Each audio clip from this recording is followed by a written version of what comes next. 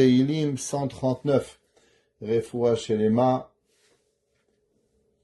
Arlen ben Rachel, Bet Hashem, Miriam bad Rachel, Mimi bat Miriam, Betor Shea Chole Amecha Israël, et grand Mazal Tov à Madame Kroyat, qui a fini les Sheva Brachot. Elle doit être aussi contente après qu'avant d'avoir terminé. Ok.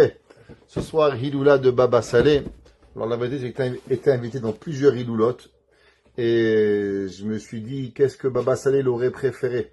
Est-ce que Baba Saleh aurait préféré qu'on annule le cours et qu'on va manger un bon manger ou qu'on va étudier? J'ai dit qu'il n'y a pas un meilleur moyen d'honorer la mémoire de Baba Saleh que de faire notre cours quotidien à Beth Hashem. Juste pour vous raconter une petite histoire de quelle est la grandeur de la Torah. Un jour, le Rav Obadia Yosef, il est allé rencontrer Baba Saleh. Et les deux ensemble, ils étaient en train d'étudier.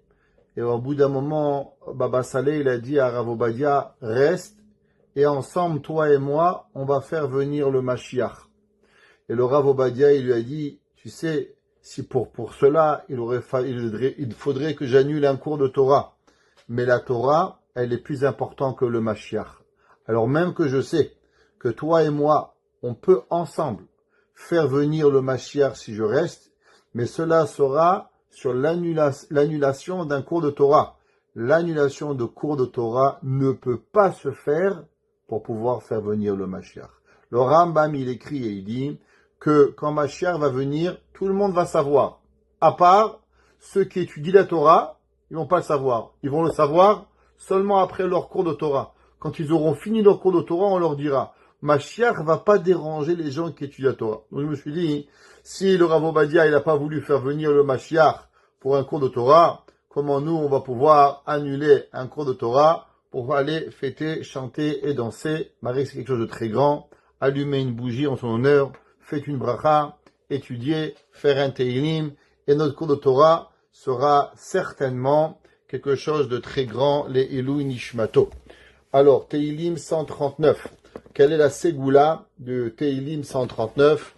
Alors, c'est marqué dans Rav Hai Gaon, le Sefer Rav Hai Gaon, qui a été écrit en Xe siècle. Rav Hai Gaon, avant Rav Sadia Gaon, il écrit et dit que tout celui qui a une difficulté dans son Shalom Bayit, ou même s'il a un bon Shalom Bayit, mais si vous allez voir un psychologue ou un thérapeute, généralement on vous dit que quand vous avez déjà un bon couple, il faut toujours s'améliorer, ce qu'on appelle to pass from good to great, d'aller de bon à excellent. Alors automatiquement, tout celui qui veut améliorer son Shalom Bayit, parce que le Shalom Bayit, ça ne s'arrête jamais, ça se travaille à son quotidien. On ne peut pas se dire, ça va, on a été amoureux il y a 30 ans, et ça va, on continue. On a été amoureux il y a 30 ans, et encore aujourd'hui, on devient encore plus amoureux, et on doit travailler, on doit apprendre à se taire, on doit apprendre à acheter, on doit apprendre à faire, on doit apprendre à donner de l'amour l'un envers l'autre pour pouvoir s'assurer de maintenir dans le foyer un amour constant et vibrant. Alors c'est marqué dans le Rav Hai Gaon que tout celui qui a envie de maintenir, de garder, d'augmenter et de faire que sa maison elle vit une vie de paix et d'harmonie, alors qu'ils disent le Teilim 139. Vous pouvez le dire tous les jours, ça vous fait plaisir. Que Dieu fasse que vos maisons, ils sont remplies de joie et de simcha be'ezrat Hashem. Alors, on va passer maintenant à l'explication du Teilim. Alors, le Ibn Ezra, Rabbeinu Avraham Ibn Ezra, il écrit, il dit que le Teilim 139 qu'on va lire aujourd'hui, qu'on va expliquer, il est un des Teilim, si ce n'est le Teilim le plus important des 150 chapitres de Teilim. Donc, il y a 150 chapitres dans Teilim, et il dit le Ibn Ezra, Ve'en bechol chameshet sifrei Teilim od mizmor mechubad kamou. Il dit qu'il n'y a pas dans les 150 Teilim un chapitre aussi honorifique que dans ce Teilim. Ce Teilim, principalement, il parle de la création de l'homme au moment où Akadosh Baruch Hu, il va le créer. Alors, on va voir, dans Teilim, il y a plusieurs explications. On va voir le Ibn Ezra, Rashi, le Radak. D'après certains, on parle de Adam Arishon, et d'après certains, on parle de chacun de nous, et d'après d'autres, on parle depuis le moment où l'enfant, il a été créé, et il est créé au quotidien dans le ventre d'une maman pour pouvoir y arriver. Alors c'est pour ça que David Amelech, il dit, Adam Metoua Beperekze Yachol Liot David Amelech. Ouais, chaque fois qu'on va parler de l'homme, on peut parler de David Amelech, ou on peut parler de chacun de nous. Chacun de nous, comment nous on va regarder le monde pour pouvoir y arriver. David Amelech, il dit, Lam Natseach et David. Le chant à David. Mizmor. Alors vous savez que David Amelech, c'est rare qu'il utilise deux fois le mot chanter. Lam Natseach et Mizmor. Ici, David Amelech, il dit, Lam Natseach le David, Mizmor Hashem. Un chant pour Akadosh Baruch Hu. Que veut dire le mot Zomer? Le mot Zomer en hébreu, on a déjà vu, qui veut dire couper. Qu'est-ce que ça veut dire couper? Quand vous êtes dans un champ, alors vous prenez une faux et vous coupez. Ça c'est la mélacha de Zomer qu'on va tailler. David Amelech, il dit ici, le chant de David, Mizmor Hashem Chakartani Vateda. Qu'est-ce que ça veut dire le chant de David qui va chanter? Alors, un homme, pour pouvoir chanter, pour pouvoir remercier Akadosh Baruch Hu, pour pouvoir être heureux avec Dieu, il va falloir que vous appreniez à couper. Qu'est-ce que ça veut dire qu'on apprend à devoir couper? La vie, elle n'est pas faite que de bonté. La vie, elle n'est pas faite que tous les jours vous vous réveillez et que vous avez un café avec des gâteaux et que tout va bien. La vie, elle est très souvent que la personne, elle va avoir certaines difficultés. Et David Amelech, il dit, Lam Natseach, si on veut élever les David, pour David, Mizmor. Pour pouvoir chanter, l'homme, il va devoir faire des coupes. Exemple, la Gemara a dit, Kaché zivugo shel adam kekeriat yamsouf. Elle est difficile, l'union d'un homme, comme l'ouverture de la mer Rouge. Un de nos grands maîtres, il a demandé une question que je ne comprends pas. L'union de deux personnes, c'est l'association de deux choses. L'ouverture de la mer Rouge, c'est la dissociation de deux éléments. Alors pourquoi la Gemara, elle a dit qu'il est difficile l'association comme la dissociation? La dissociation n'a rien à voir avec l'association, c'est son opposé. Alors le rabbi de Belz, il a dit, parce qu'en vérité, pour pouvoir s'associer, il faut savoir se dissocier. Qu'est-ce que ça veut dire que pour savoir s'associer, il faut se dissocier? Si un homme, par exemple, il a l'habitude de manger tous les jours des œufs, des omelettes, à manger, à boire, à faire, avoir 14 paires de chaussures, et il veut ci, il veut là, et maintenant il va se marier. Est-ce que vous pensez qu'il va pouvoir rentrer dans son mariage avec tous ses besoins, d'appeler sa mère 4 fois par jour, d'après son frère, d'après ça, si, impossible. Au bout d'un moment, il n'aura plus de temps pour sa femme. Pour pouvoir se marier, il va devoir se dissocier de ses amis, se dissocier de certaines choses pour pouvoir rentrer en union. Donc, pour pouvoir s'associer, il va falloir se dissocier de certaines choses. Pareil, une femme. Si une femme, elle passe 3 heures au spa tous les jours, croyez-moi que si elle veut se marier et avoir des enfants, j'ai rien contre les spas. Mais être au spa 3 heures par jour et croire que vous allez pouvoir avoir une vie de mariage, j'ai de grands doutes que c'est possible de pouvoir le faire. Si vous êtes la reine d'Angleterre, peut-être, mais si vous n'êtes pas la reine d'Angleterre, je pense pas que ça va pas pouvoir y faire. Donc vous allez devoir vous dissocier de certains plaisirs pour pouvoir vous associer à certains plaisirs. Pareil, si on veut voir le bien dans la vie, on va devoir se dissocier de certaines choses. Une personne, elle doit dissocier pour pouvoir s'associer. On a peur du froid, mais on aime encore plus Akadosh Baruch Hu. Alors tous les matins quand on va à la synagogue, qu'il fait chaud ou qu'il fait froid, alors on se dissocie de son plaisir, de sa bonne couverture sous le lit, et on va s'associer avec Akadosh Baruch Hu. Pareil, les Natseach et David, le chant d'élévation pour David, Mizmor, il va devenir un chant, Hashem Chakartani Vateda. Qu'est-ce que ça veut dire que David Amelech il dit Ata Chakartani Vateda? David Amelech il dit que Akadosh Baruch Hu, il connaît l'homme. Qu'est-ce que ça veut dire connaître l'homme? Il y a des gens, je ne sais pas si vous avez déjà rencontré, il y a des gens, ils vous voient en une seconde, ils vous comprennent. Vous n'avez pas besoin de parler. Il y a des amis, vous les voyez, ah, tu vas pas bien aujourd'hui. Je n'ai rien dit. J'ai pas besoin que tu me parles pour savoir que tu vas mal. Je sens ton énergie. Je sens qui tu es. Pareil, il y a des hommes, il y a des femmes, ils sont mariés, Baruch Hashem, et ils ont une complicité entre l'homme et la femme. La femme, elle rentre à la maison. Alors le mari dit, ça va chérie, t'as pas dû avoir une journée facile. D'où tu sais? Le mari voit comment elle pose le cartable, comment elle met le manteau. Des fois, c'est le mari, comment il rentre, il dit pas le même bonjour. La femme, elle va ressentir. Ça, c'est seulement un humain. Les havdil, ben milliard ve'elef avdalot. Akadosh Baruch Hu, il connaît chacun de nous. Chacun comme on est, nos joies, nos peines, nos tristesses, nos envies, ce qu'on a envie, ce qu'on n'a pas envie, ce qu'on ressent. Chacun de nos mouvements, Akadosh Baruch Hu, il le connaît. Vous n'avez pas besoin d'expliquer à Dieu ce que vous ressentez. Est-ce que vous pensez? Il y a la semaine dernière, quelqu'un est venu dans mon bureau, il avait une liste entière contre Dieu. Et Dieu, il a fait ça mal, et ça mal, et ça mal, et ça mal. J'ai dit, toi, si t'avais été Dieu, si moi j'avais été Dieu, j'aurais fait ça comme ça, et ça comme ça, et ça comme ça, et ça comme ça. J'ai dit, tu sais, monsieur, dans ma vie, j'ai tout rencontré. À part un homme qui se prend pour un mégalomane et qui se prend pour Dieu. Parce que toi, tu penses que tu comprends tellement bien le monde que tu es même mieux que Dieu. Que Dieu a tout fait tordu. Et toi, tu es l'homme avec la plus grande intelligence qui peut arriver. Il me dit, qu'est-ce que ça veut dire? Je lui dis littéralement, je pense que vous êtes l'homme le plus Baal Ga'ava que j'ai rencontré. Même Bil'am Aracha, il s'est pas pris pour Dieu. À l'inverse, vous vous prenez pour Dieu. Comme Paro. Paro, il était comme vous. Il pensait qu'on pouvait contrôler le monde. Vous aussi, vous voulez contrôler le monde. Mais en vérité, Akadosh Baruch Hu, il sait chacun de ce qu'on a besoin. Ata Yadata. David Amelech, il dit à Hachem, toi Dieu, tu sais. Shivti Vekumi. Quand un homme, il va se coucher, au moment où un homme, il se couche, Akadosh Baruch Hu, il sait tout ce qui lui est arrivé en journée. Le matin, l'après-midi, le soir, le mal de dos. Chaque chose que Hachem, il fait, Akadosh Baruch Hu, il sait. Au moment où l'homme, il se lève du lit, chaque moment où il va se lever, Akadosh Baruch Hu, il est avec lui.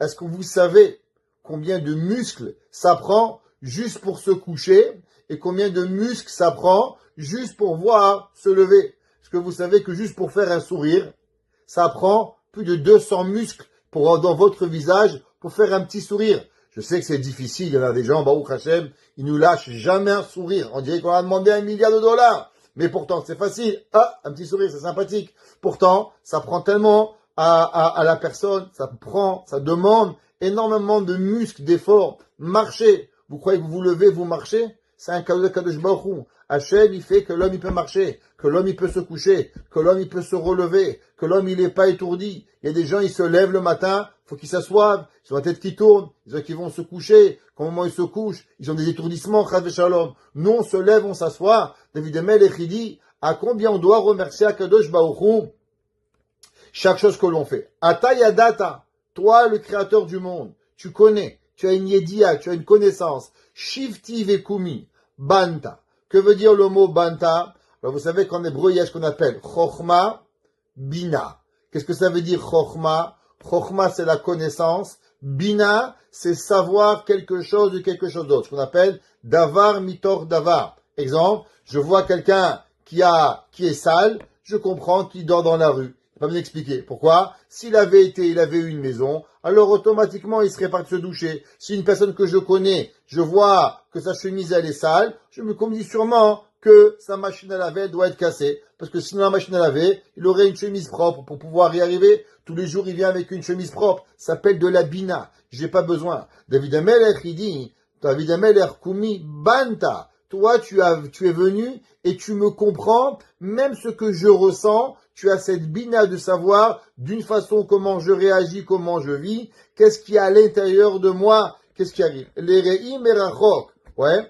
Alors, qu'est-ce que ça veut dire les re'im merachok? Alors, il y a plusieurs explications. Le Ibn Ezra, il dit qu'est-ce que ça veut dire les re'im? Alors, re'i, ça vient du mot généralement mon ami pour pouvoir y arriver. Ici, ça vient d'un autre verset, ça vient de Kohelet. Dans Kohelet 1, verset 14, ou bien dans Kohelet 2, verset 22. Shlomo HaMelech, il écrit Re'ot Ruach, ou bien Ubere'ayon Libo. Ça veut dire ici les pensées. Il dit David HaMelech, qu'est-ce que ça veut dire ici? Les Re'i Merachok. Toi, tu as même compris ma pensée. Dieu, il sait ce que vous pensez. Quand un homme, il se met quelque part, qu'est-ce qu'un homme, il va chercher? Qu'est-ce qu'un homme, il regarde? Alors, automatiquement, même cela, Akadosh Baruch Hu, il le sait. C'est marqué dans les autres commentateurs. Qu'est-ce que ça veut dire? Les Re'i Merachok. Alors, le mot Re'i, il veut pas dire encore une fois ami, que normalement on aurait traduit ami. Il veut pas dire ici penser, comme c'est marqué dans Kohelet, mais il vient et il provient du mot Nafshi. Qu'est-ce que ça veut dire? Ça veut dire que tu connais mon âme. Qu'est-ce que c'est l'âme de la personne? C'est l'essence de ce que vous êtes. Par exemple, il y a des gens, ils sont généreux. Il y a des gens, ils sont radins. Ils vont des fois faire de la générosité. Mais le gars, il n'arrive pas. Il n'arrive pas à inviter. Il n'arrive pas à donner. Il n'arrive pas. Son âme, elle est radine. Il y a des gens, l'opposé. Il est généreux de nature. Il y a des gens, ils sont souriants. Vous les voyez. Ah, Rabbi, comment ça va? Ah, comment tu vas? Naturellement, il vous sourit. Naturellement, il a un jet de gentillesse. Il y a des gens, ils vont faire de la gentillesse, mais ils sont pas gentils. Ça s'appelle l'âme de la personne. David Amelech, il dit, Achelek anafshi sheli, même qui je suis à l'intérieur de moi, pas ce que je fais. Il y a des gens qui peuvent faire beaucoup de bonté, mais c'est un travail chez eux. Il y a des gens qui peuvent être souriants, mais c'est pas des gens heureux. C'est des gens qui vont se forcer à être heureux, parce qu'ils veulent paraître bien, parce qu'ils veulent être gentils, mais à l'intérieur de eux, combien ils souffrent, combien ils sont tristes. Alors David Amelech, il dit, toi Hachem, tu vois pas seulement ce que je fais paraître, mais tu regardes qu'est-ce qu'il y a à l'intérieur de moi. Tu regardes mon âme, à combien elle est. Depuis le moment où Akadosh Baruch Hu, il a créé, ça veut dire depuis la création du monde, alors Akadosh Baruch Hu, tu connais comment je marche, comment je bois, comment je vis. Il y avait un jour un grand rabbin, il avait dit, qui connaît l'homme? La personne, une personne, votre coussin. Pourquoi? C'est le seul avec qui vous partagez vos tristesses, vos joies, vos pleurs. Le coussin, c'est lui qui connaît. Les Havdil, il y a une autre personne que même le coussin, il a oublié. Parce que le coussin, après 1, 2, 3 ans, vous le jetez, vous prenez un autre coussin. Mais Akadosh Baruch Hu, il est avec nous à chaque moment. Depuis le début qu'on est né, chaque petite douleur, chaque petit moment, Hachem, il est avec nous et il vit avec nous à chaque moment. Ochi. David Amelech, Ochi. Qu'est-ce que ça veut dire Ochi? Oreach, ça veut dire en hébreu un invité. C'est quoi un invité? C'est quelqu'un qui vient. Ça veut dire, David Amelech, il dit, au moment où je vais. Verivi. Verivi, c'est au moment où je me couche. David Amelech, il dit, le moment où je marche, le moment où je me couche. Zareta. Alors, tu m'as zer, en hébreu. Si vous prenez bientôt on va arriver dans les parachiotes qu'on va construire le Mishkan. C'est marqué Zer Zahav. C'est quoi Zer? Zer, c'est une petite couronne qui entoure quelque chose. Par exemple, si vous avez un objet et vous avez quelque chose qui entoure l'objet, ça s'appelle Zer Zahav. En or, la Torah dit par exemple, le Shulchan, la table, elle avait cette petite couronne qui entourait toute la table. Pareil, dans le Aaron, le Aaron où on avait les tables de la loi, là-bas il y avait aussi une couronne qui entourait tout autour le Aaron. David Amelech, il dit, Orchi, mon aller, Verivi, et mon coucher, Zareta, tu as entouré. Kaviachol, David Amelech, il dit que Akadosh Baruch Hu, tu es avec moi, pas Kaviachol, véritablement, tu es avec moi comme cette couronne en or qui est avec moi à chaque moment. Au moment où je me lève, au moment où je me couche, à chaque moment, tu es avec moi. Le Radak, il dit que ça fait allusion à Shema. Vous savez que dans le Kiryat Shema, tous les jours, quand on fait le Kiryat Shema, on dit Ve'ahavta et Hashem Elokecha, bechol levavecha, ou bechol nafshecha, bechol meodecha. Et il y a 4, si on pourrait dire, 4 étapes au moment où on fait le Kiryat Shema. Il y a la pasuk qui dit la chose suivante, et il dit Beshorbecha, que la personne elle doit être au moment où il se couche, il doit penser à Dieu. Uvkumecha, au moment où la personne elle se lève. Beshivtecha, au moment où tu vas. Uvlertecha baderer, au moment où tu vas dans le chemin. Qu'est-ce que ça veut dire? Un homme, quand la Torah, elle parle de la mitzvah d'étudier la Torah. L'homme, il doit vivre avec Hachem. Il doit étudier Beshorbecha, quand tu te couches. Uvkumecha, quand tu te lèves. Beshivtecha, quand tu es assis. Bevetecha, dans ta maison. Uvlertecha baderer. Il n'y a pas un moment où on doit être dissocié de la Torah. David Amelech, il dit Hachem, tu m'englobes dans ma journée. Je vis avec toi à chaque moment où je suis. Peu importe où je suis, Akadosh Baruch Hu, tu veux être avec moi. Vechol derachai, et tous mes chemins, qu'est-ce que ça veut dire tous mes chemins? Ça veut dire que peu importe comment je me sens, alors toi, Akadosh Baruch Hu, tu m'as appris et tu sais et tu me connais comment on peut on peut avoir. Alors d'où est-ce qu'on va trouver ce mot? David Amelech dit Vechol derachai iskanta. Que veut dire le mot iskanta? Où est-ce qu'on va trouver ce mot autre part dans la Torah que du mot iskanta? Alors la première fois qu'on va le trouver, c'est à propos de Bilham. Alors vous savez tous, il y avait un homme qui était un prophète non juif, qui était Bilham Aracha, qui sont venus le voir, les nations du monde, Midian et Moab, demander à Bilham de maudire le peuple juif.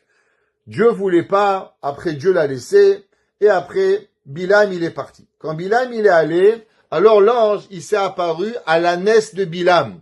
Et au moment où Dieu il s'est apparu à l'ânesse de Bilham, l'ânesse de Bilham, elle a refusé de vouloir avancer, et elle s'est pliée contre le mur, et elle a écrasé le pied de Bilham. Alors Bilham, il a pris son fouet, il a frappé son âne, et jusqu'à que l'ânesse, elle a parlé à Bilham.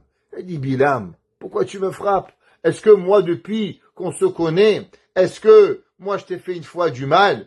Plus que ça, la Torah nous dit que Bilham Aracha, il était marié avec son ânesse. Il avait des rapports homme-femme, barminan. C'était un homme pas très bien, monsieur Bilham. Et il lui a dit, est-ce que moi, une fois je t'ai fait du mal, toi et moi on est copains le soir. Pourquoi tu me frappes comme ça? Comme ça qu'elle lui a dit l'ânesse de Bilham. Alors c'est marqué, Ha'asken iskanti la'asot lechako. Et elle lui a dit qu'au moment où Bilham il frappait l'ânesse, pour aller dans Bamidbar 22-30, il lui a dit, est-ce que moi, je t'ai fait, est-ce que je me suis déjà comporté avec toi de cette façon? Est-ce que moi, je suis arrivé? Pareil, David Amelech, il dit à Kadosh Baruch Hu, tu sais Hachem, Ochi verivi, à mon coucher, à mon lever, Zareta, ouais, tu m'as entouré, Vechol derachai, et dans tous mes chemins, Iskanta, tu t'es occupé de moi. David Amelech, il nous parle qu'à chaque moment que l'on a dans la vie, Akadosh Baruch Hu, il vit avec nous. Pasuk Dalet. Ki en mila bilshoni, parce qu'il n'y a pas un mot dans ma bouche. Ren Hashem yada takula. Alors ici, il y a plusieurs explications. Qu'est-ce que ça veut dire? La première, c'est que David Amelech, il dit que, tu sais, Dieu, une parole, avant même que je la sors, tu la connais. Des fois, un homme, il veut dire un mot, mais il n'a pas dit. Par exemple, il veut s'énerver.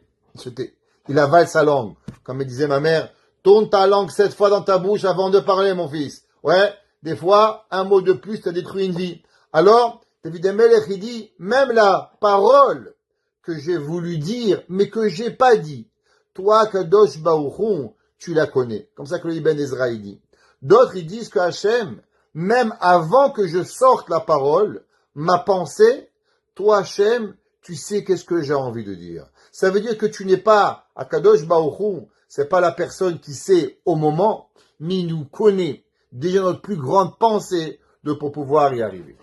Le prochain pasouk qui va venir ici, je vais vous expliquer en profondeur ce pasouk pour qu'on va arriver à comprendre. Achor, derrière, on va traduire chaque mot, et là le cours il commence. Achor vakede, en arrière et devant, tsartani, tu m'as créé, vateshev, vatachet, alay kapecha, et tu m'as entouré de tes mains. Qu'est-ce que ça veut dire ce passouk? Alors la Gemara dit que vous savez que Adam Arishon, si vous prenez la Torah, ça écrit que Adam, Hachem, il a créé Adam Arishon, et il lui a dit, pérour-vous, multipliez-vous et fructifiez-vous. Après que la Torah elle a donné la mitzvah de Adam Arishon de se multiplier, de se fructifier, c'est là qu'on voit apparaître la création de Madame Chava. Que quoi? Adam Arishon, Hachem l'a mis à dormir, et là-bas, Dieu il lui a enlevé une côte, et il a créé Chava. Les commentateurs se posent la question, je comprends pas. Adam Arishon, il n'avait pas encore de femme. S'il n'avait pas encore de femme, alors pourquoi Hachem a donné une mitzvah à Adam Arishon de Pérourvu, de mitzvah de Piria Verivia, d'avoir des enfants, avec qui il allait se marier? David Amelech, ici, la Gemara, le Talmud, dit que David Amelech nous donne la réponse. Vous savez qu'au moment où Adam Arishon, il a été créé en binôme. Qu'est-ce que ça veut dire en binôme? Il a été créé d'un côté homme, de l'autre côté femme. David Amelech, Adam Arishon avait été créé masculin et féminin.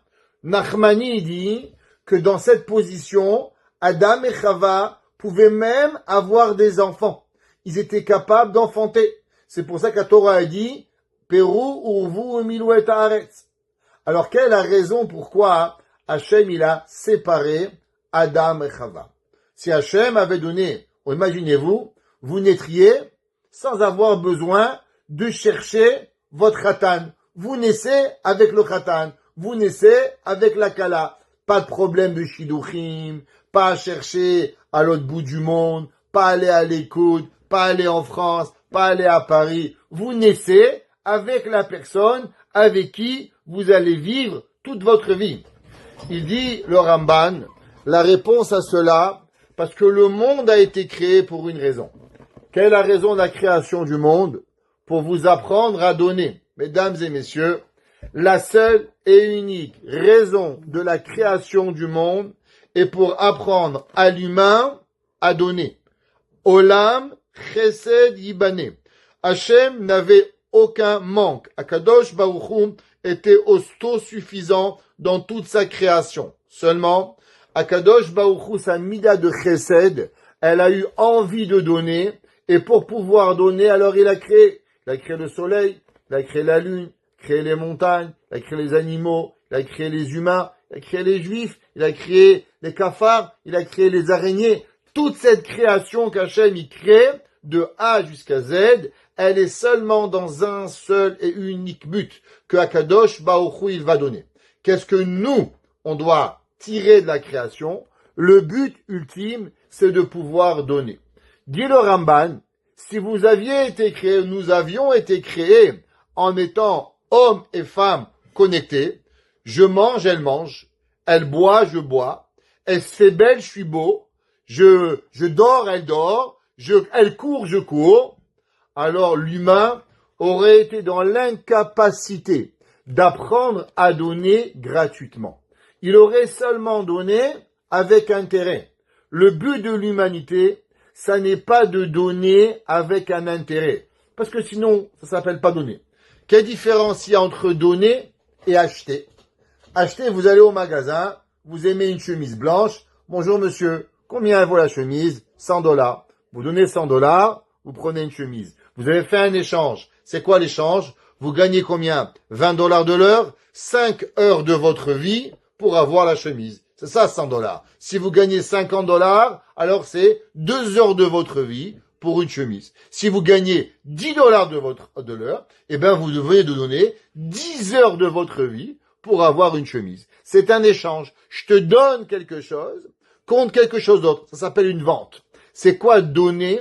Donner, c'est que je fais un geste qui a rien à voir. Je suis pas intéressé à reprendre quelque chose. Parce que sinon, c'est vendre. Il y a un verbe vendre et il y a un verbe donner. Malheureusement, beaucoup de personnes se trompent entre donner et vendre. Ils pensent que la vie, on donne à son mari à condition que. On donne à sa femme à condition que. On fait à condition. Ça, madame, ça s'appelle pas donner. Ça, messieurs, ça s'appelle pas donner. Vous faites du business. La vie, c'est pas du business. La vie, c'est donner. La vie, c'est venir, c'est prendre quelqu'un pour pouvoir l'aider, pour pouvoir y arriver. J'ouvre une petite parenthèse. Si vous voulez savoir, est-ce que quelqu'un, il est capable de donner? C'est un petit test que je vous dis pas pour faire pour les autres, parce que ça va faire beaucoup de mal, mais pour vous-même. Prenez-le ce test pour vous-même, parce que si vous allez mêler les autres, vous risquez d'être très déçus. Peut-être pour vous, vous serez moins déçus, et ça vous arrangera vos midotes. Si vous voulez savoir qu'est-ce que ça veut dire donner, imaginez-vous, vous avez une amie, un ami, qui vous parle d'un souci. Généralement, beaucoup de personnes, qu'est-ce qu'ils vont faire? Ils vont dire, mais tu sais, je te comprends. Il y a 5 ans, moi aussi, j'ai eu le même problème que toi. Et on s'associe avec la personne à travers notre difficulté que nous, on a eue. Alors, on peut s'associer à sa difficulté. Ça veut dire quoi?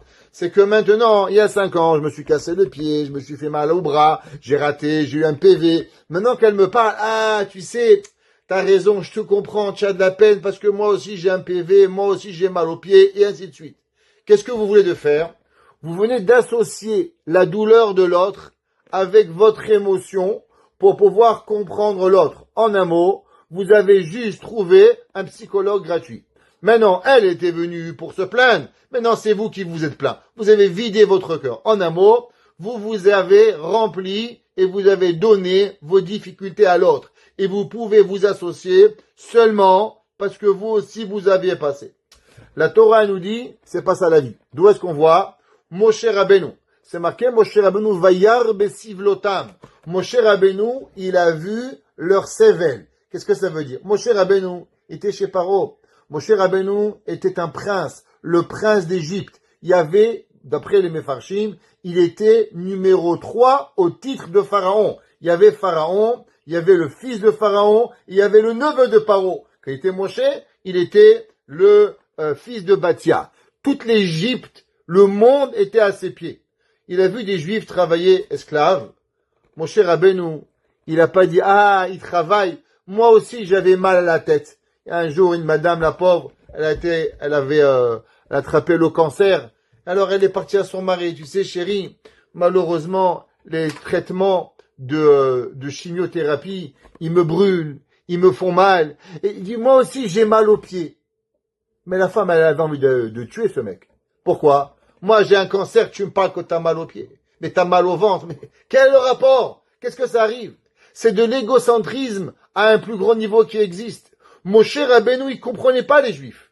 Mais Moshe Rabbeinu, il est parti porter les pierres avec eux. Pourquoi? Quand un homme, il a une difficulté, qu'est-ce qu'il faut? Il faut aller avec lui, ressentir la difficulté même si vous l'avez pas.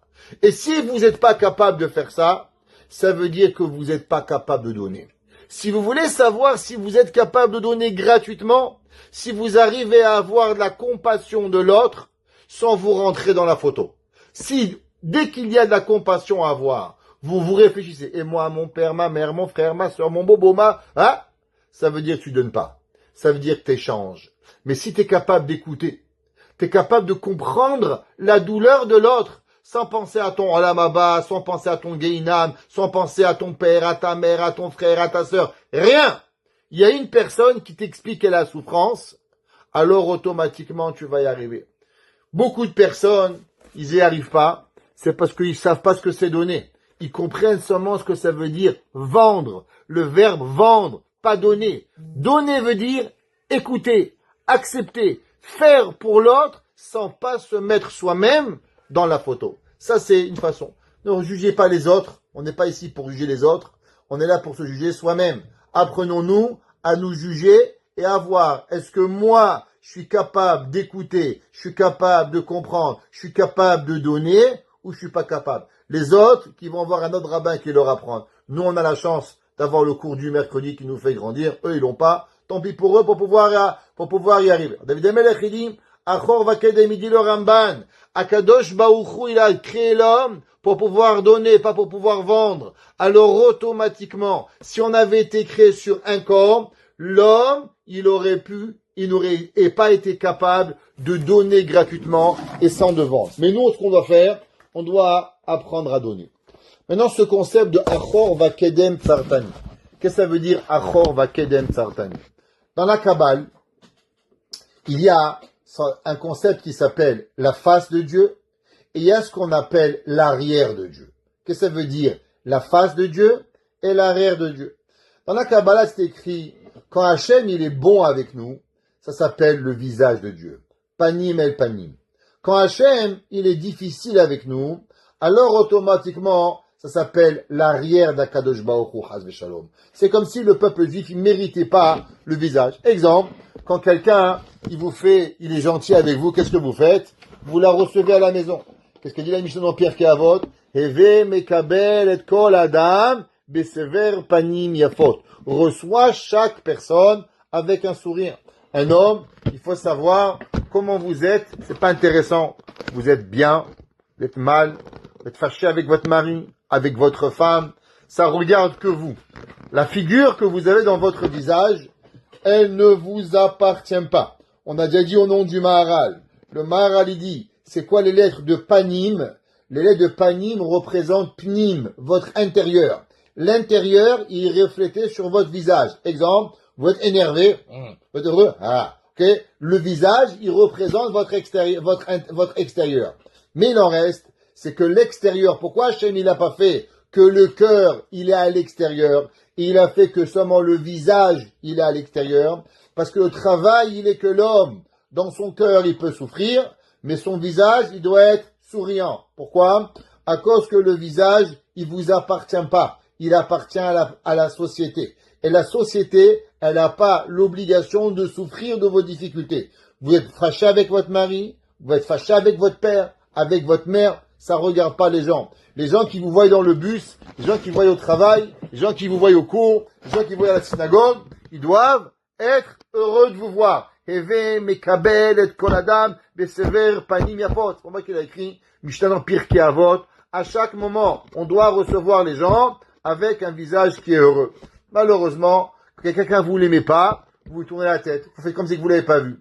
Dieu préserve, à Kadosh Baruch Hu, c'est un petit peu pareil, que quand on est sympa, il nous sourit, quand on n'est pas sympa, alors automatiquement, il nous rejette. Comment? On tourne la tête. Pareil, vous savez que dans les lettres alphabet, il y a deux alphabets, plusieurs alphabets, le même alphabet. Vous savez qu'on a déjà parlé que les lettres hébraïques, on a déjà parlé combien il y a dans l'alphabet, il y a minimum quatre façons de lire l'alphabet. Première, Aleph, Bet, Gimel, Dalet, et en ordre. Ok? Vous vous rappelez ce qu'on appelle alpha, bêta. Alpha, bêta, gamma. Ok? Aleph, Bet, Gimel. À l'endroit. Après, vous avez à l'envers. Tashrak, Taf, Shin, Resh, Kuf. Regardez, si vous voulez savoir, prenez les prières de Kippour. Pareil, les prières des hommes, lundi et jeudi à la synagogue, et même dans les Sedichot depuis Rosh Hashanah, il y a certaines prières qui sont écrites en ordre alphabétique. Aleph, Bet, Anshe Emuna, ouais, Baou, Gedolim Asecha, ouais, on va Aleph, Bet, Gimel, et il y en a qui vont à l'inverse. Tamanu Meraot, Tashash Kohenu Mitzarot, on va à l'inverse. Ça s'appelle Tashrak. Par exemple, si vous voulez savoir où chacun de nous on le fait, il y a deux prières qu'on lit, tout le monde, vendredi soir et Shabbat matin. Le vendredi soir, avant de faire le kiddush, votre mari, vous réviserez le cours qu'on a fait sur Eshet Chayil, ok? Alors c'est le cours numéro 2, si je ne me trompe pas, dans le Zera Shimshon. On avait dit que dans le Eshet Chayil, on va et on dit Eshet Chayil. Pourquoi on dit le Eshet Chayil? Alors la réponse simple, elle est maman, elle a travaillé dur, elle a fait des chalotes, elle a cuisiné, elle est sortie du travail plus tôt, elle s'est fatiguée à faire une belle maison. Alors on lui chante une belle chanson pour la maman. Eshet Chayil Nimtza, qui est l'homme qui a trouvé une femme vertueuse. La question elle est, ok, c'est joli, ça c'est le pshat. Dans la Sod, dans la Kabbale, c'est écrit que de qui on parle? La femme. La femme, on parle pas de la femme physique, mais on parle de la neshama. On parle de l'âme de la personne. Alors, qui c'est qui vient chez nous tous les Shabbats? Notre neshama yetera, notre âme supplémentaire du Shabbat, qui vient chez la personne. Alors on dit Eshet Chayil mi yimtza. Cette âme virtueuse, cette femme virtueuse de qui on parle de Eshet Chayil. Maintenant, vous savoir que durant la semaine, nous avons fait des péchés. Et comme nous avons fait des péchés, la neshama, elle n'arrive pas à se coller. Pourquoi? Parce que notre âme de la semaine, elle est sale. Elle a mangé, elle a bu, elle a dormi, elle a fait plein de bêtises. La neshama du Shabbat, elle n'arrive pas à venir. Elle veut pas. Elle a pas de connexion avec elle. C'est comme, imaginez-vous, vous avez rencontré quelqu'un, vous êtes toutes bien habillées, costard, cravate, maquillée, parfumée. La personne, elle pue, elle est sale. Même que vous voulez bien être gentil. Si vous allez lui dire bonjour, faire un effort, l'amener dans votre voiture, l'embrasser, je sais pas, lui serrer la main, je sais pas, lui prêter votre lit, je sais pas. Faut être normal. Pareil, la neshama de la semaine, elle est trop sale. Alors, elle a besoin d'un petit nettoyage. C'est quoi les deux nettoyages qu'elle a? Vendredi soir, avant de faire le kiddush, on dit Baruch Ata Hashem Mekadesh HaShabbat. On va sanctifier. On va dire le Eshet Chayil, qui représente l'alphabet au complet, 22 versets, Aleph, Bet, Gimel, Dalet, qui représente tous les péchés qu'on a pu faire, qui représentent en forme croissant. Par exemple, il y a certains péchés. Par exemple, prenez la vérité. Un homme qui dit pas la vérité, elle est quoi? Elle est Aleph Mem Tav. Alors elle est un péché en forme croissant. Maintenant, il y a d'autres péchés. Un homme qui a menti. C'est quoi le mensonge? Sheker.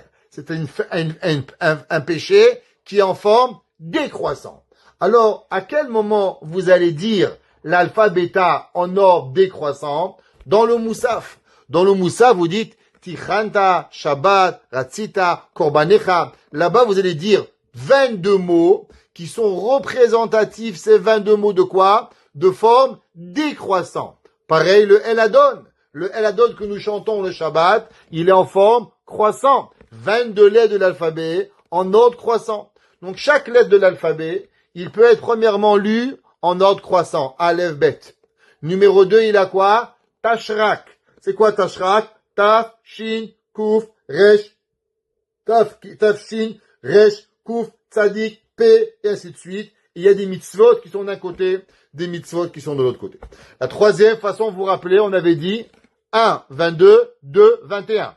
Aleph, Tav, Bet, Shin. Ça s'appelle Atbash. Vous prendrez dans le lundi et jeudi encore, il y a là-bas une prière qu'on lit aussi en Atbash, qui est un, Tav, Shin, Bet, et ainsi de suite.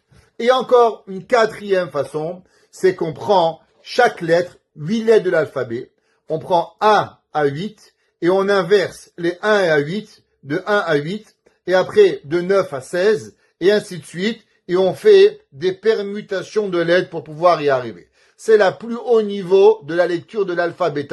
Avec cela, on arrive à découvrir les noms de Dieu les plus profonds, et entre autres, le nom Anivahu Oshiana, comme ça que la Gemara dans Masechet Soukan. Donc, 4 façons de lire l'alphabet. Ces 4 façons de lire l'alphabet représentent en vérité les 4 noms de Dieu. Yud, Ke, Vav, Ke. Ils représentent Achor, Vakedem, Alpha, Beta, Tashrak, Adbash, et la 4e façon qu'on vient d'expliquer, Argatz, ça s'appelle, comment on lit cette façon. Maintenant, dans la vie, savoir qu'il y a beaucoup de gens, ils vous disent, monsieur le rabbin, viens étudier un peu la Torah. Vous savez, maintenant je fais un business, c'est difficile. Laissez-moi le temps de m'organiser. Quand je m'organise dans mon business, je vais venir. Madame, fais Shabbat. Tu sais, en ce moment, les affaires, c'est un peu difficile. Laisse-moi gagner mon premier million. Quand j'aurai gagné mon premier million, je vais faire Shabbat. Viens faire le mikvé, viens faire pureté familiale. Tu sais, monsieur le rabbin, en ce moment avec mon mari, ça va pas trop. Si je vais mettre encore la pureté familiale, ça va pas y aller. Là, je vais finir au divorce. Attends. Et chaque mitzvah que vous leur dites, alors, malheureusement, qu'est-ce qui arrive? La personne, elle vous trouve toutes les excuses du monde pour ne pas servir à Kadosh Baruch Hu. Il y a des gens qui vous disent, monsieur le rabbin, vous savez, vous, ça va bien, vous avez une femme, vous avez des enfants, vous êtes riche, vous êtes beau, vous avez tout. C'est facile, les religieux, de faire. Nous, on a la difficulté, on travaille 7 jours par semaine, on n'arrive pas. Alors, on ne peut pas faire la Torah. Quand Hachem, il sera gentil avec moi, Barminan, alors, Behemet, je vais pouvoir faire la Torah. La Mishnah, dans Pirkei Avot, elle nous écrit comme ça. Il y avait un jour, le rabbi de Kotsk, il a écrit, il a dit, c'est marqué la Mishnah, les keshe efne, eshne, shema lotipane. La Mishnah en Pirkei Avot, elle dit, ne dis pas, quand j'aurai du temps, je vais étudier, parce que peut-être que tu auras jamais du temps. Qu'est-ce que ça veut dire? Il dit le rabbi de Kotsk, qu'il y a souvent des gens, ils pensent que pour pouvoir servir Hachem, tout doit aller bien. Mais le rabbi de Kotsk, il a dit, qui a dit que Hachem ne t'a pas créé pour avoir toutes ces difficultés et pour pouvoir servir Hachem à la fin? Prenons Hillel Azaken. Qui c'est qui connaît Hillel? Hillel, le grand maître Hillel, la Gemara a dit qu'il avait la même force que Moshe Rabbeinu. La Gemara dit que Hillel Azaken, il avait la même humilité que Hillel. Et pourtant, Hillel était l'homme le plus pauvre qui existait. La Gemara a dit qu'un jour, il y avait à l'époque de Hillel, de Rabban Gamliel était le Nassi, alors il y avait une loi que la synagogue au Beth Midrash, il fallait payer. Il fallait payer 1 pièce par jour. Hillel, il gagnait généralement 2 pièces. une pièce il donnait à sa femme pour manger, et l'autre moitié, il allait à la synagogue. Un jour, qu'est-ce qu'il a fait? Il a gagné qu'une demi-pièce. Il donnait à sa femme pour manger, et la deuxième, il n'a pas arrivé. Alors il a demandé au gars, laisse-moi rentrer gratuit. Il dit, tu payes, tu rentres, tu payes pas, tu rentres pas. C'était un jour d'hiver, comme on a au Canada. Et qu'est-ce qui est arrivé? Il est monté sur la lucarne, il a voulu écouter la Torah. Et avec le froid, il s'est endormi, et il a failli mourir. La Gemara a dit que si un jour un homme, on te dit, j'ai pas pu étudier la Torah, parce que j'avais pas d'argent. Alors il va te dire, et pourquoi moi j'en avais? Est-ce que moi j'avais de l'argent? Est-ce que moi, et pourtant ça m'a pas empêché d'étudier la Torah? Vous allez me dire, ouais, mais vous savez, monsieur le rabbin, ça fait très longtemps, les grands rabbins. Aujourd'hui, on vit pas comme ça. Dans notre génération, on avait un Rav qui s'appelait Rav Finkel, Rav Eliezer Finkel. Ceux qui connaissent le Rav Eliezer Finkel, c'était le Rosh Yeshiva de la Yeshiva de Mir. Il a dirigé la Yeshiva de Mir qui a plus de 12 000 élèves, la Yeshiva de Mir. Mais vous savez qu'est-ce qu'il avait? Il avait la Parkinson.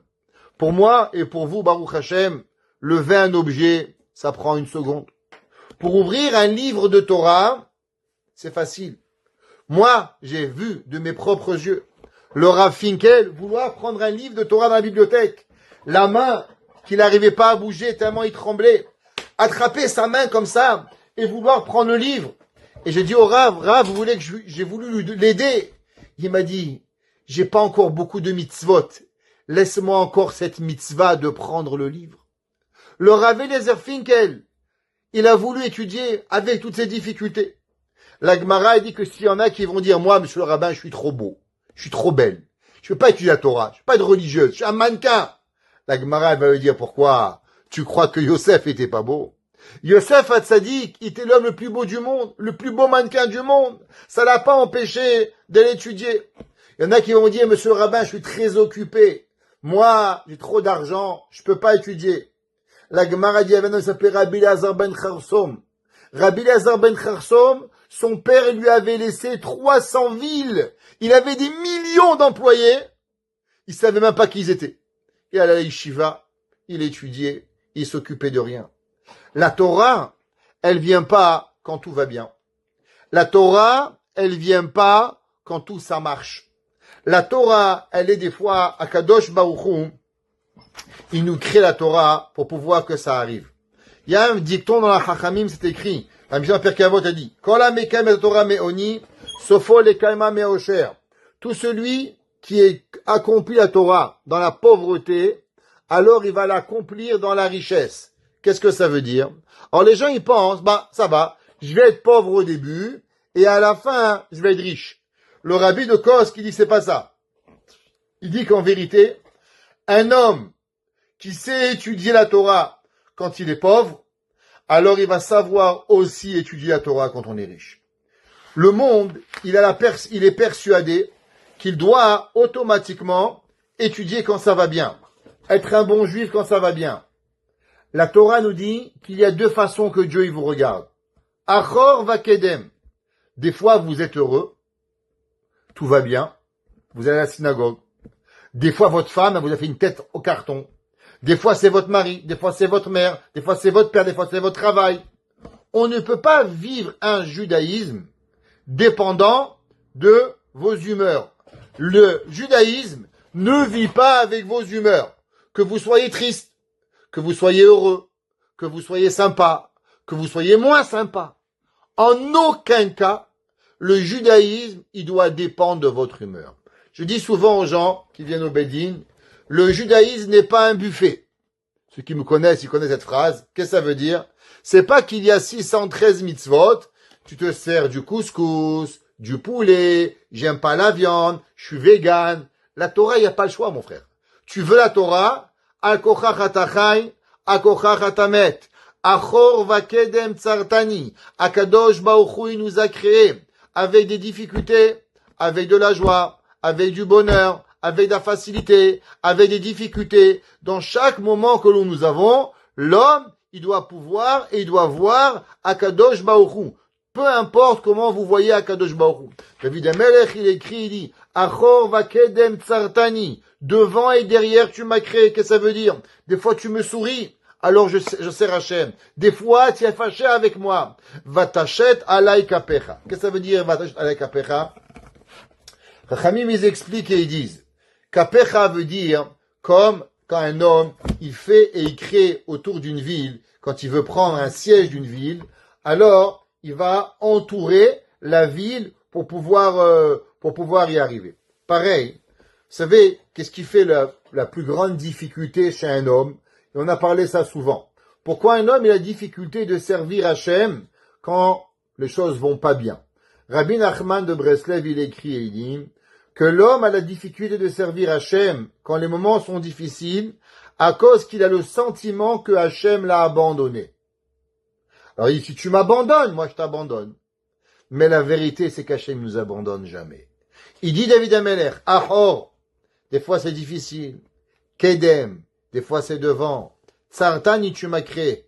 Vatachet alay kapecha.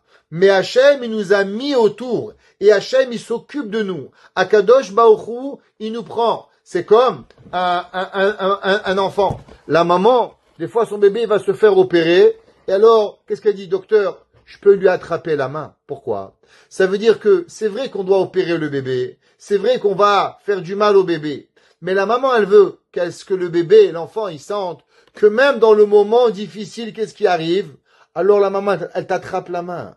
David Amelech, il dit, dans les moments les plus difficiles, n'oublie jamais que tu es seulement dans la main de Dieu. Hachem, il te prend dans sa main et Hachem, il te berce. Alors, ça a l'air difficile.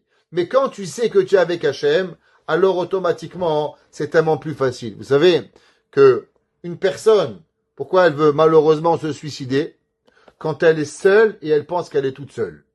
Mais si elle pense et elle sait qu'elle est accompagnée, alors automatiquement, c'est beaucoup plus facile. Savoir qu'il y a quelqu'un avec moi, savoir qu'il y a quelqu'un qui me comprend, savoir que je suis pas seul dans mon épreuve, alors automatiquement, ça va être plus facile. Pareil, on a vu Yaakov Avinu. Yaakov Avinu au moment où il devait descendre en Égypte. Yosef, il lui a dit, papa, viens. Yaakov, il savait très bien, malgré son amour fou pour Yosef, il savait qu'aller en Égypte, ça voulait dire le début de l'exil, le début des problèmes, le début des tueries, le début du massacre du peuple juif. Alors Yaakov, il voulait pas y aller. Quand Dieu lui a dit, va anochi eredimecha, tu vas pas être seul. Moi, je vais aller avec toi. Moi, je vais descendre avec toi.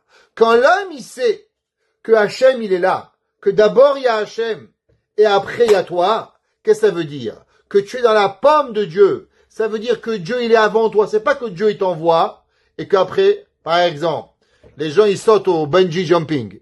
Comment ils peuvent sauter? Tu vois, 200 mètres. La réponse, c'est parce qu'il sait qu'il a un fil. D'abord, on lui met le fil au pied, après il saute. Alors il est confiant. Pareil, Hachem, il dit, David Amelech, il dit, tu sais, va t'achète alay kapecha. S'il y a la pomme de la main de Dieu, et toi, tu es dedans, ça veut dire que Dieu, il est rentré dans la boue avant, et après, il t'a rentré. C'est facile. Quand Dieu, il est déjà là-bas, alors tu te sens en sécurité pour pouvoir y arriver. Le Ibn Ezra, il dit, qu'est-ce que ça veut dire, le mot, kapecha, comme vous ai expliqué? Il dit que tu m'as limité. Ça veut dire que d'après Rashi, ça veut dire que Akadosh Baruch Hu, il a limité l'homme. L'homme, il peut pas faire ce qu'il a envie. L'homme, autant que l'homme, il peut croire qu'il est grand, qu'il est beau, qu'il est géant, mais à la fin, il est limité par Hachem. Il ne peut faire seulement ce que Hachem il veut. Alors quand, par exemple, on a un homme qui nous veut du mal, on a un voyou, grand, gros, méchant, bête, alors qu'est-ce qu'il y a? On peut croire qu'il est illimité. David Amelech, il dit, tu n'es pas illimité. Achor vakedem tsartani. Des fois, Hachem, il t'a créé dans le bien, dans le moins bien, alay kapecha. Mais il faut savoir que chaque homme, chaque être humain, il est limité. Le Ibn Ezra, il dit que Hachem nous a enfermés pour pouvoir y arriver. Le Radak, il dit, de quoi ça parle? Il dit, regarde l'homme, dans quoi il est créé. Comment Hachem, il crée l'homme? Akadosh Baruch Hu, il a créé l'homme dans le ventre d'une maman. Le ventre, il est fermé, il est tout noir, il n'y a rien, il n'y a que du sang. Et là-bas, Akadosh Baruch Hu, il va créer la vie. Akadosh Baruch Hu, il va venir et il va te créer un endroit qui a l'air pourtant complètement hostile à la vie. Et dans cet endroit qui est hostile à la vie, c'est là que la vie, elle va être créée à toi, Kadosh Baruch. David Amelech, il dit, Peliat da'at mimeni. Ça, David Amelech, il dit, c'est quelque chose que l'homme, il n'arrive pas à comprendre. Comment on peut créer un humain dans un humain?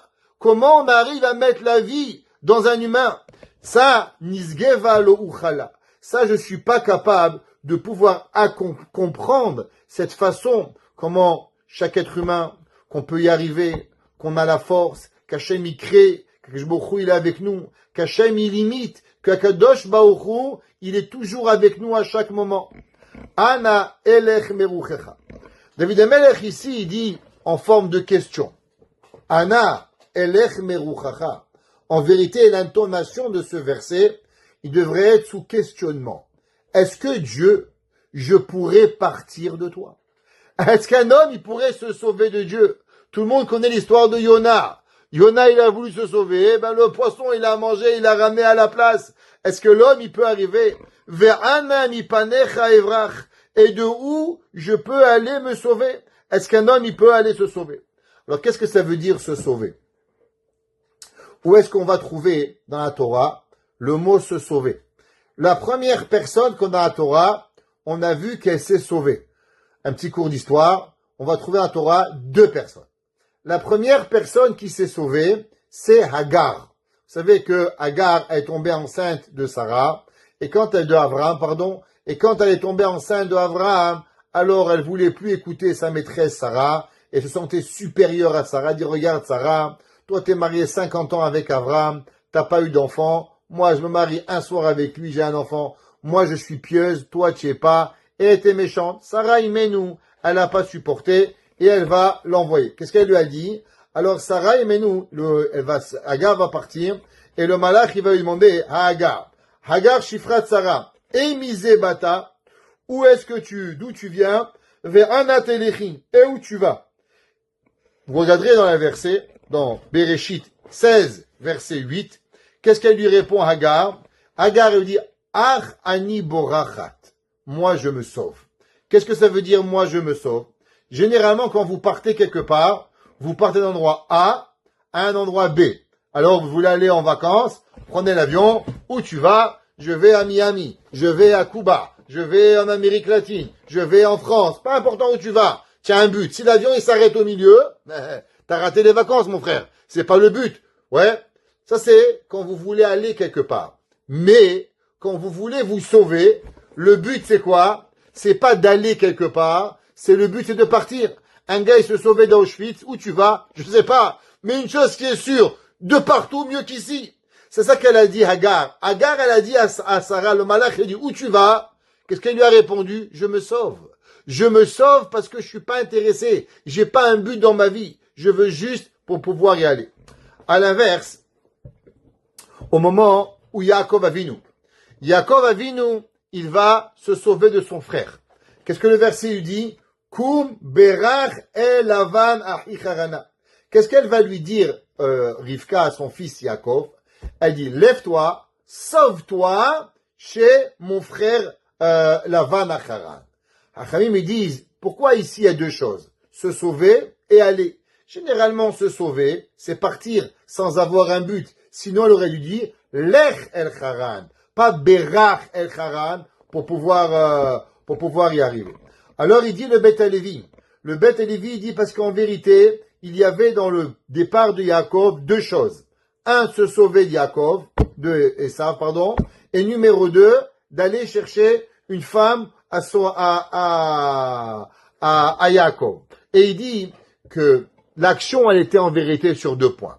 Vous savez tous que Yitzhak, il aimait Esav, et que Rivka, elle, par contre, elle savait que Esav était mauvais, et que Esav voulait tuer Yaakov.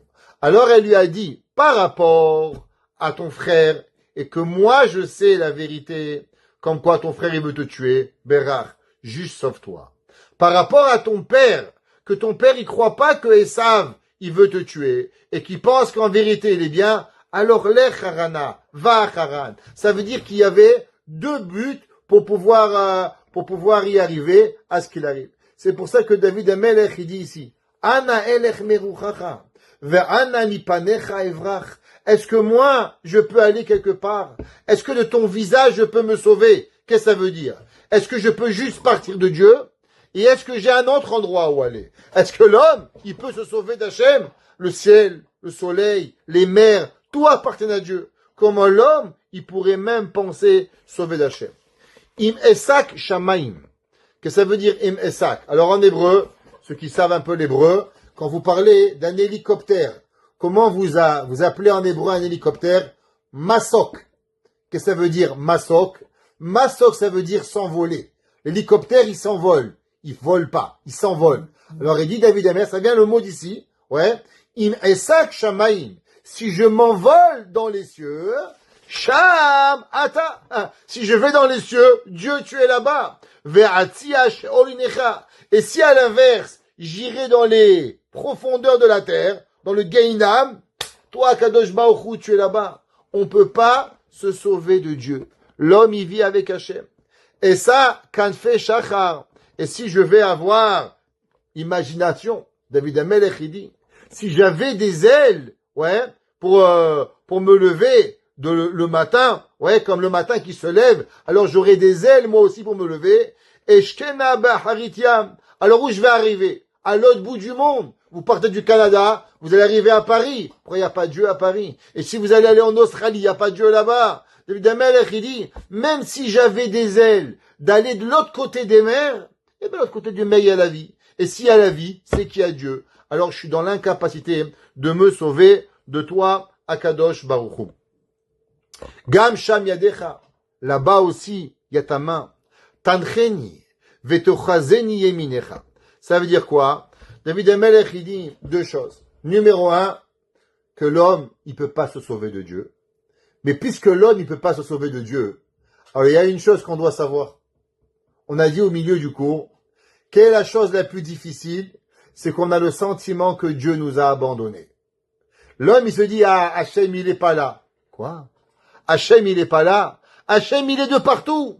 Akadosh Baruch Hu, il est avec nous à chaque moment. Hachem, il est avec nous à Montréal, et à Paris, à Lyon, et dans l'avion. À chaque endroit où on veut, Hachem, il est là. David Amelech, il dit, autant que tu comprends que tu peux pas te sauver de Dieu, alors autant que tu comprends que Akadosh Baruch Hu, il est avec toi où tu as. Et à n'importe quelle peine que tu as, Hachem, il se trouve avec toi. Parce que la peine, Akadosh Baruch Hu, il est aussi là-bas. Alors il dit, Gam Sham Yadecha, même là-bas, à la difficulté, il y a ta main, Tancheni, qui s'est reposée, Vetochazeni Yeminecha, et tu m'as attrapé avec ta main droite. Vous savez, on a déjà appris, qu'est-ce que ça représente la droite? La droite représente le chesed, la bonté de Dieu. L'homme y croit des fois qu'il doit se sauver de Dieu, mais en vérité, où il est, c'est là-bas que se trouve la miséricorde d'Akadosh Baruch Hu. Où tu vas, ce que Akadosh Baruch Hu il te donne, c'est exactement ce que tu as besoin. L'homme, il doit avoir la émouna à 100% pour pouvoir arriver.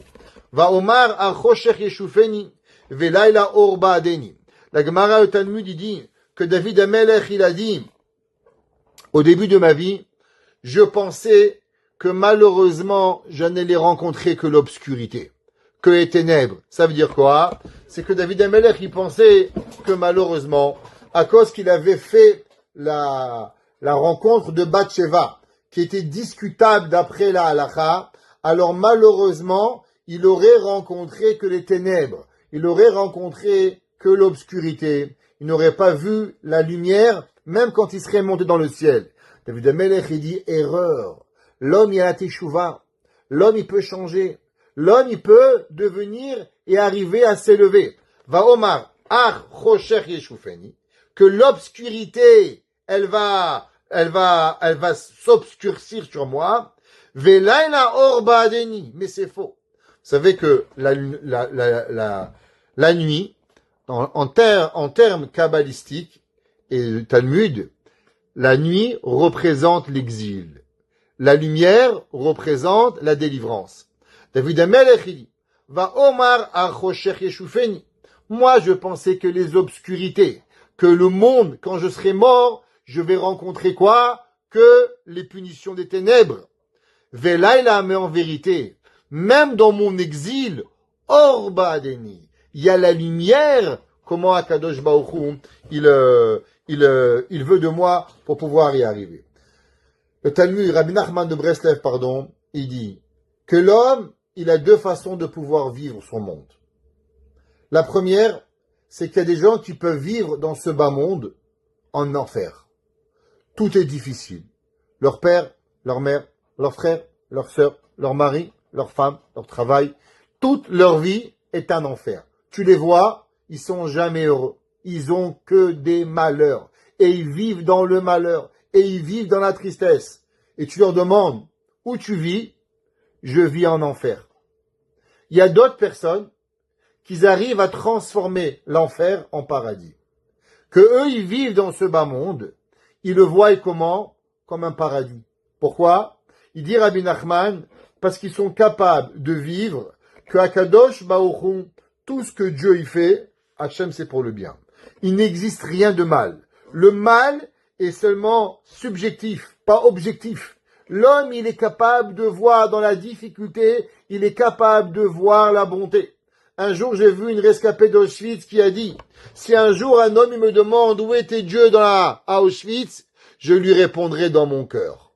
Parce que moi, dans mon cœur, il est jamais parti. Ça veut dire qu'on peut être dans la plus grande des tristesses et on peut voir la lumière. Rabbi Nachman dit, le Gehinam, ça peut être ici. Le Gan Eden, ça peut être ici. Et le monde présent, ce qu'on appelle le Olam Hazé, je l'ai jamais vu.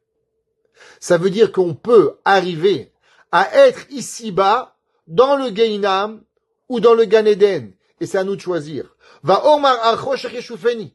Quand elle vient l'obscurité, qu'elle nous prend, elle nous obscurcit la vie. Velaïla. Et on est dans l'exil. Mais nous, Orba Adeni. La lumière, elle est avec nous. Gam Choshech, David Amelech, il écrit, même l'obscurité, lo yarshir mi meka, elle va pas t'obscurcer. Velaïla et la lumière et la nuit. Kaom yair kachashecha kaora. Que quoi? Que les gens, ils veulent vivre, ils veulent nous obscurcir la vie, mais nous, on a été capable de voir cette lumière. La Gemara, de quoi ça parle? Qu'au moment où David Amelech, il a quitté ce monde, les gens pensaient que David Amelech était un mécréant, et pourtant qu'à la fin de sa vie, quand Shlomo Amelech, il a construit le temple, les portes du temple se sont fermées, et elles n'ont pu se réouvrir, seulement quand on a dit, ouvre-les, assez les ma'an David Avdecha, fais-les pour ton maître David, que ton serviteur David, et c'est là que les portes sont ouvertes. Ça veut dire que des fois, il y a de la souffrance, il y a des gens qui veulent, par tous les prix, vous obscurcir votre vie, vous enlever véritablement la joie de vivre. Mais c'est à vous de choisir. Est-ce que vous voulez rentrer dans ce monde ou vous voulez pas? Un jour, j'ai dit à quelqu'un, tu sais, telle personne, elle mérite une claque. Mais je pense pas que toi, tu mérites de lui mettre la claque. Parce que tu vas te salir les mains. Ça veut dire que l'autre, il mérite une claque, t'as raison. Mais est-ce que toi, tu vas t'abaisser pour lui? Ça, David Amelech, il dit, l'homme, il doit vivre avec quoi? Ya'ir kashecha kachashecha kaora. Nous, on peut éclairer les endroits les plus absurdes et les plus obscurcis du monde comme la lumière. Parce que je vis avec Hachem. Kiata kanita kiliotai. Parce que toi, tu as construit et tu as créé mes reins. Tesukeni bebeten imi. Alors, pourquoi il a parlé des reins? Dans le Talmud, il est écrit que les reins représentent les conseillers de l'homme. L'homme, il a deux choix. Toute sa vie, de faire le bien, de faire le mal. Nous avons tous le choix de bien réagir ou de mal réagir. Quelqu'un vous fait de la peine. Vous pouvez sortir dehors, faire une marche, ou hurler ou casser. Quelqu'un vous dit un mot, vous pouvez faire jouer la traumatisme, ou bien, vous restez calme, prenez, merci Hachem, on avance. À vous de choisir. À nous de choisir qu'est-ce qu'on a envie de faire. D'où provient ces deux choix? La Gemara a dit qu'il vient des reins. Alors pourquoi les reins? Pour ceux qui savent les reins, qu'est-ce que c'est des reins?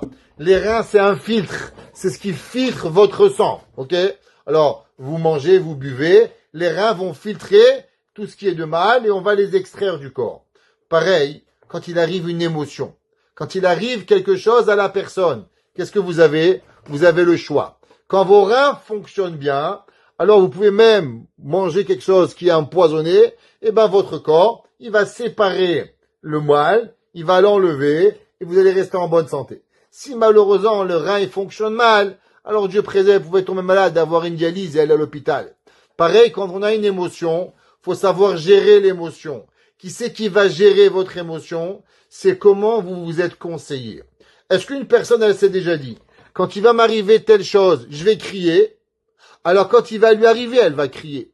Si une personne a dit, si moi, quand il va m'arriver telle chose, je vais pleurer, vous allez pleurer. Elle a dit, moi, quand ça va m'arriver quelque chose, je vais aller faire une marche, alors vous allez faire une marche. Comment vous gérez vos émotions? C'est de la même façon que vos reins, ils gèrent votre sang. David Amelech, il dit, Kiata kanita kiliotai. Parce qu'en vérité, tu as donné dans moi tout ce que j'ai besoin pour apprendre à gérer mes émotions, pour ne pas tomber dans la haine, tomber dans la colère, tomber dans l'orgueil, tomber dans rien. Tesoucheni bebet enimi. Toi, Kadosh Baruch Hu, tu m'as gardé et tu m'as protégé comme un ventre qui protège l'embryon dans la ventre d'une maman. Odecha an-noraot, je te remercie sur tout les choses extraordinaires, nifleti niflaim, que tu as créé des choses magnifiques, ma'asecha venavshi yodat meod, et mon âme elle sait. Ce verset, c'est ce verset qui a donné la bracha de Asher Yatzar. Qu'est-ce que vous dites dans Asher Yatzar? Dans Asher Yatzar, vous dites, Rofe kol basar, ou mafli la asot. Dieu, il guérit tout le monde et il fait des choses extraordinaires. Quelle a été la source de cette bracha de Asher Yatzar? C'est ce verset. Odecha, je te remercie. Al kinoraot, des choses terrifiantes. Nifleti, extraordinaires. Neflaima secha, comme elles sont belles tes actions. Venavshi, et mon âme, yodat meod, combien mon âme, elle sait tout ce que toi tu fais, physiquement et spirituellement. L'onichad atzimi mikmeka. L'homme, en aucun cas, il doit avoir peur de Dieu. On n'a pas peur de Dieu. On aime Dieu. Asher useti, que tu as créé. Baseter rukamti betartiot haaretz. Que toi, Hachem, tu m'as créé des profondeurs de la terre. D'où l'homme, il vient? L'homme, il vient de la terre. Adam, Hachem, il a fait Adam Arishon. Il a pris de la terre, il a fait Adam. Dedans, il lui a donné la vie. Hachem, l'homme, il peut avoir peur de Dieu. Dieu, il t'a créé. Comment un homme, il va créer une création et la détruire? Ça n'existe pas. Un homme, il crée une tasse, il a difficulté de la jeter. Un homme, il achète une chemise, il n'arrive pas à la jeter. Un homme, il achète un pantalon, il n'arrive pas. Quand il déchire, il pleure. Comment Hachem, il va te faire du mal? David Amelech, il dit, l'onichadatzim mimeka. Je vais jamais avoir peur de toi. Pourquoi? Parce que je sais à combien tu t'es kaviachol, fatigué pour me construire, combien tu t'es donné pour me faire. Alors maintenant, je vais avoir peur que tu me fasses du mal. Golmi ra'u enecha. Que veut dire le mot golmi? Golmi, c'est quand un homme, il est un golem, c'est quand il est une forme sans vie. Ra'u enecha. Ma forme sans vie, ils ont vu tes yeux. Ve'al sifrecha. Et sur tes livres, kulam ikatevu, qu'on ait tous écrit, yamim yutsaru velo echad mehem. Il y a beaucoup de jours, mais il y en a un qui est à toi. Alors on va faire vite parce qu'il est tard. Rashi dit que ça veut dire que tu as créé des jours, mais il y en a un qui est à toi. Rashi donne deux explications. La première explication, il dit Rashi, que l'homme, dans les jours de la semaine, dimanche, lundi, mardi, mercredi, jeudi, vendredi, vous avez le droit de chanter, de danser, comme la cigale et la fourmi si vous voulez. Ok? Vous pouvez travailler, faire ce que vous avez envie. Ce que vous avez envie. Mais il y a un jour qui vous appartient pas. C'est lequel? Le jour du Shabbat. Il dit, vélo, et à lui, echad mehem. Dieu, il a gardé un jour. Un jour, Hachem, il garde. On peut manger ce que Dieu, il veut, boire ce que Dieu, il veut, vivre comment il veut, toute notre vie. Tout ce qu'Hachem nous demande, un jour par semaine. Il nous a donné 60 ans, on lui donne 10 ans. C'est ça, Shabbat. Celui qui fait Shabbat, rappelez-vous, vous faites Shabbat, vous avez donné 10 ans de votre vie à Dieu. Un homme, il vit 70 ans, alors 10 ans, vous donnez à Kadosh Baruch Hu, en gardant un Shabbat. Mais d'après le Midrash, de quoi on parle? On parle ici de Yom Kippour, que Akadosh Baruch Hu, il dit, durant toute l'année, je laisse tout le monde parler sur le peuple juif, le Yetzer HaTov et le Yetzer Hara, et le bon et le mal. Mais il y a un jour par an, il y a personne qui contrôle. Qui c'est qui contrôle le monde et qu'il y a personne qui peut être avec Dieu? Velo echad mehem. Dans les 365 jours de la création du monde, quel jour il appartient à Kadosh Baruch Hu? C'est le jour du Kippour, que même l'ange du mal, il bénit le peuple juif, et que Kadosh Baruch Hu, il nous signe dans les livres de la vie, Shenirtevu, Venichtemu, Lechayim, Tovim, Shalom, et cela, juste si on gardait le jour du Kippour comme il se devait, alors on mériterait que l'on soit tous écrits dans les livres de la vie, que Hachem y fasse, que grâce à cette étude à Torah qu'on a fait aujourd'hui, c'est l'élévation de Rabbi Israël Ben Mesod Abu Hatzira, et qui donne à chacun de nous joie, santé, bonheur, prospérité, chatanim et kalot, à les mariés et mariés aux gens, enfants et petits-enfants, dans la joie et la prospérité. Baruch Adonai Leolam. Amen ve Amen.